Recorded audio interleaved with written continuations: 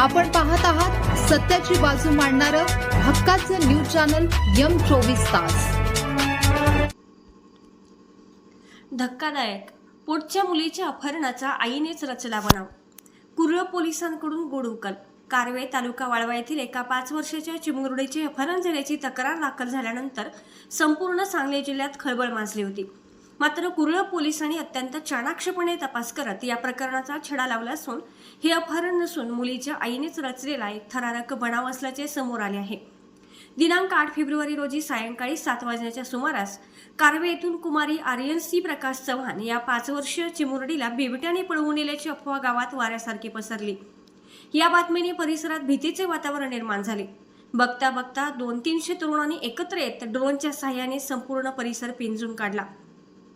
घटनेचे गांभीर्य ओळखून कुर्ला पोलीस आणि वन विभागाच्या पथकाने रात्रभर शोध मोहीम राबवली, मात्र मुलीचा कोणताही पत्ता लागला नाही।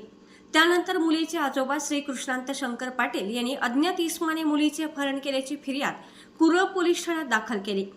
या प्रकरणाचे गांभीर्य लक्षात घेऊन स्थानिक आमदार सत्यजित देशमुख आणि जयराज पाटील यांनी तातडीने घटनास्थळी भेट दिली व अधिकाऱ्यांना तपासाच्या कडक सूचना केल्या। पोलीस अधीक्षक संदीप घुगे, अपर पोलीस अधीक्षक कल्पना बारवकर आणि उपविभागीय पोलीस अधिकारी अरुण पाटील यांच्या मार्गदर्शनाखाली पोलिसांनी तपासाची चक्रे वेगाने फिरवली। तपासादरम्यान पोलिसांना तांत्रिक माहिती आणि गोपनीय बातमीदारांकडून खात्रीशीर माहिती मिळाली की मुलगी कराड तालुक्यातील मलकापूर येथे सुखरूप आहे।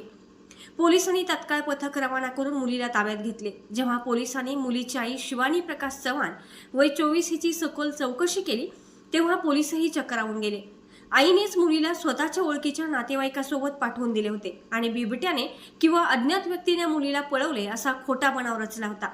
महत्त्वाचे म्हणजे आईनेच मुलीला नातेवाईकाकडे लपवून ठेवून अपहरणाची अफवा पसरवली होती। याबाबत कुर्ला पोलिसांनी केवळ 24 तासात प्रकरणाचा छडा लावला।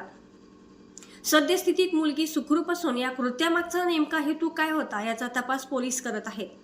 लोकांच्या भावनांशी खेळून प्रशासनाची दिशाभूल करणाऱ्या या प्रकारामुळे परिसरात संताप व्यक्त होत आहे। आईने असे पाऊल का उचलले याचे गूढ अद्याप कायम असून अधिक तपास उपविभागीय पोलीस अधिकारी अरुण पाटील यांच्या मार्गदर्शनाखाली सुरू आहे।